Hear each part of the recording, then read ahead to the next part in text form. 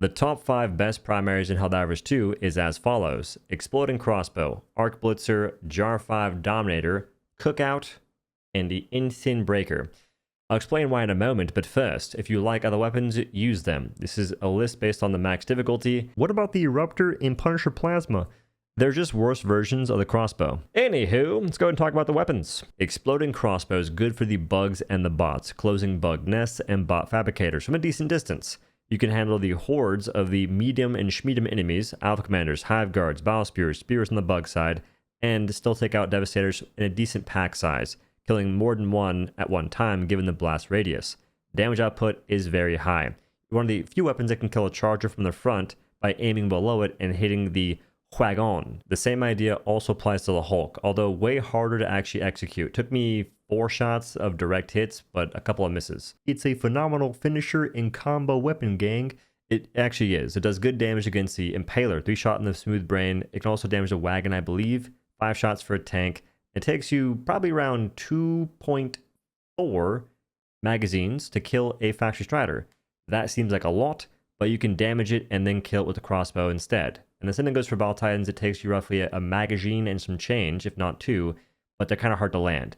But in any case, if they're already weak, it will take you less shots, and the damage output is relatively high in comparison to most other weapons. Shrakira Hotels and Spore Spears can be broken in roughly 7 shots from across the map, even lower when you combine the crossbow and an Eat 17 or Quasar shot to speed up the process. Speaking of speed, buy the Odo Dojo coin today, link down below, $20. I pack it pretty quick, that's the speed part. The post office, they're a bit slower. It isn't as slow as the real speed for the crossbow, which has a couple more downsides.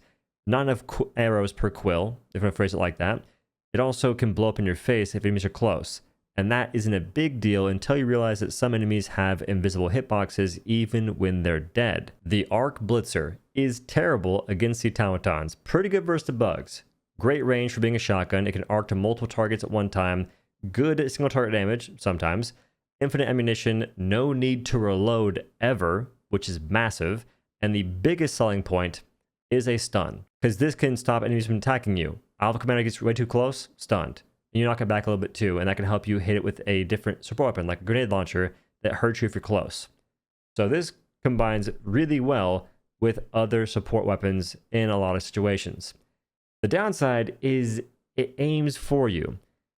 That means that you can't hit things you want to hit, and you also can't hit things to bushes, because they mess with targeting in the game currently. If a charger has a weak spot on its leg, your gun will try and hit the face. If an Impaler's got its tentacles down below, the Arc Blitzer will be very inconsistent in how it damages it. If you're shooting a monster from a slight angle, it won't do as much damage as you want it to, because usually you can 2-shot Alpha Commanders, maybe 1 shot, don't know for certain because it's inconsistent, but other times it takes you 5 shots. You can 1-shot Stalkers, but if you're slightly turned to the side, it'll take you 5, 6, if not more shots to kill the same Stalker. Jar 5 Dominator sauces up the automatons something fierce. It can be used versus the bugs, but I don't like doing that, so I won't discuss it. On the bots, however, 1-shot Devastators. If you miss, you stagger them. It's got stagger. You can 2-shot Rocket Striders. The things that will 1-tap you, you can stagger it, and then the next shot will kill it.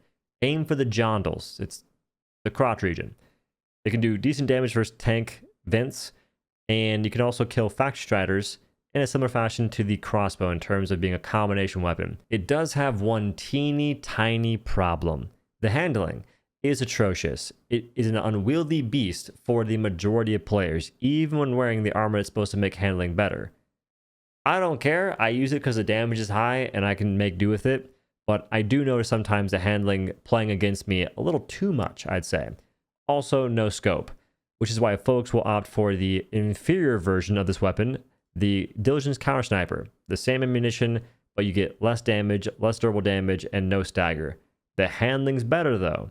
It's got the LARPer's seal of approval, which means I can't use it out of spite. The Cookout is only good because of the stun in conjunction with fire damage. That helps you save a ton of ammunition in comparison to, let's say, the Incendiary Breaker. Both guns apply fire damage, but the Cookout stuns enemies, keeping them away from you and letting you back up and essentially cook them out. I'd say its biggest downside is a lack of durable damage and being pretty bad against alpha commanders in terms of killing them, but the stun means you can knock them back, because it knocks them back pretty far, and pull out a grenade launcher, for instance, and then kill the alpha commander that way. Instant Breaker is only ideal when facing hunter seeds. The game gives you random seeds of enemies. It can prioritize certain spawns to happen. Sometimes you get a bunch of hunters, other times you get alpha commanders, hive guards, battle spears, nursing spears, so on and so forth. On the hunter focused missions, the Instant Breaker's nuts. For some reason, the Instant Breaker still is ammo rationing and only has 4 spare magazines when it should have 6. In the current state of the game, I don't see why we can't have that. Because I'm seeing more Alpha Commander and Hive Guard seeds than ever before, and Instant Breaker isn't ideal in that situation. You can kill Alpha Commanders kind of fast, like 5 or so shots if they're close, but they'll still swing on you and hit you really freaking hard and break a rib or something. As an honorary mention, the Torture is pretty good, but you get lit on fire constantly, and even wearing the fire armor doesn't solve that issue, because getting damaged at all in the current state of the game, given our paper mache Dixie Cup diver status, you have to pop a stim. So you get lit on fire by your own attack, you have to stim. If the armor gave you full fire immunity to your own attacks, and maybe reduce fire damage from other stuff, it'd be pretty insane. Correction, it'd be better, for sure. Now for the real question. Do these guns need buffs? Yes. Give the exploding crossbow 1 or a maximum of 3 more arrows per quill and a slightly faster reload speed. The Arc Blitzer needs a faster fire rate of maybe 10, 20, max 25%. And if you're aiming down sight, it should let you aim where the arc goes.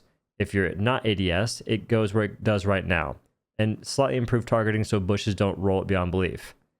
The Jar 5 is fine as is, maybe a slight reduction of handling being so jank, and potentially a 2x sight instead of a 1x. The Cookout is fine. It's whatever. Instant Breaker, just give it back to spare magazines, make it go from being 4 spare to 6. There's apparently plans to buff at least one primary weapon in the future, and that's the Purifier. I'm hoping they got more in store, because most assault rifles are pretty bad. Most SMGs are pretty bad. Nothing that great going for them. Some have a stun, some have medium pin, but their overall damage output, magazine capacity, so on and so forth, isn't good in the current state of the game, when we have other options that can just one-shot monsters and have far more to be brought to the table. Anyway, that's the video. Thanks for watching and have a good day. Laters. I've considered making videos in the past going over products I actually use, so if I ever get sponsored, folks will know if it's genuine or not. Or products that I think I would like. Because I like a lot of random stuff that folks may not know about. I'm big into quality of life too. Like, I'm looking into barefoot shoes. I'm looking into Nutrition Solutions, which is not a supplement. They're a meal prep service focusing on like protein meals and whatnot. That's why I do Echo too, like Echo's lifestyle.